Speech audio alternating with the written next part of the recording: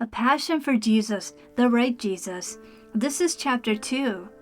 Something that makes me so sad is there are so many people that reject Jesus because they don't know the real Jesus, the real loving and compassionate Jesus.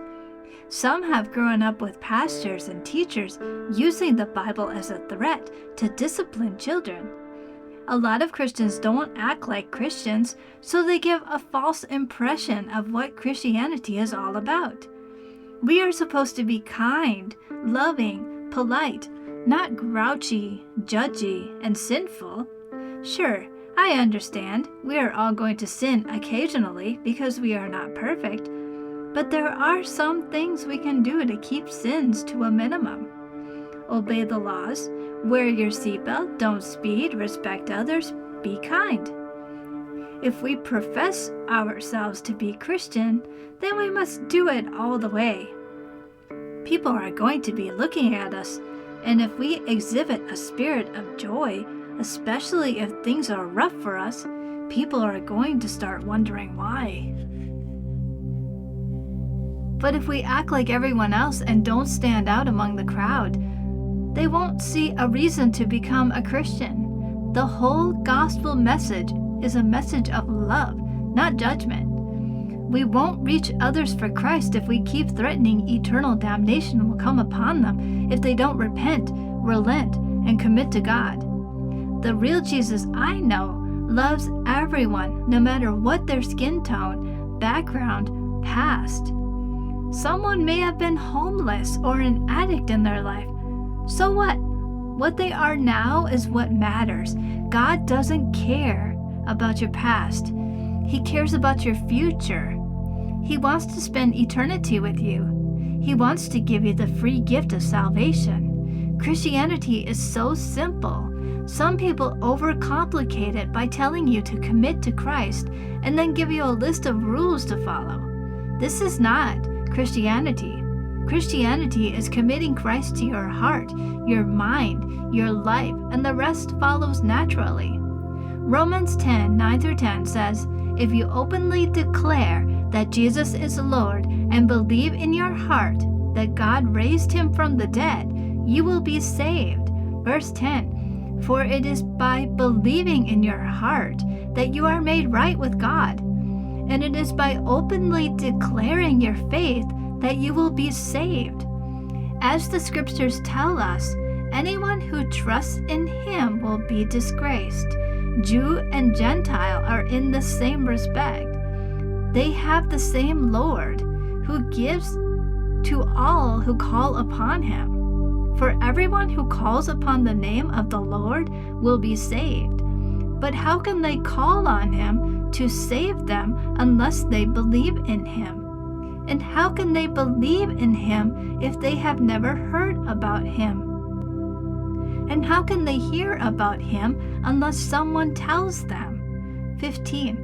And how will anyone go and tell them without being sent? That is why the scriptures say, "How beautiful are the feet of messengers who bring good news." But not everyone welcomes the good news. For Isaiah the prophet said, "Lord, who has believed our message?" People must be patient with people who are just learning. A baby doesn't know how to run at 3 months old. If people who are just saved don't have a role model, how will they know how to act like a Christian? The Bible is a guide, but do they know where to look? Do they have anyone to show them? When we reach others for Christ, it's not the end of the story. You have now adopted that person, and it is important to nurture them. A teacher in a podcast said, "A shepherd protects the sheep by being in front of them, in between them, and behind them." That is what we need to be. If we are going to reach others, then we need to shepherd them too. In the book called Relentless, Because You Were Made for More, by Jenny Ellen, she talks about a friend of hers who was arrested for an innocent, unintentional crime. She said the friend spent 4 hours in jail, and while she was there, another inmate said to her, "You glow. Why do you glow?" This is how we should be. We should be glowing all the time because we love Jesus. We should be glowing because we spend time with God even when we're not at church. Planet Fitness advertised that with their app, you can do exercises at home when you're not at the gym. The same can apply to us. There are lots of apps, and I'm not discounting them. But reading the Bible is way more important than games or Bible plans. Reading the Bible teaches you about God, His character, His behaviors, how He approaches others. He didn't go all over looking for people He could chastise. He looked for people He could love. He looked for people He wanted to show compassion and healing to. It became so popular, people were seeking Him out. When was the last time you seeked God out? I know I am guilty of getting too busy. Sure, I do my Bible reading purposely, but spending quiet time in prayer? Yeah, I'm pretty bad at that. I do my prayer in the morning, but I would like to get better at having a special time of prayer.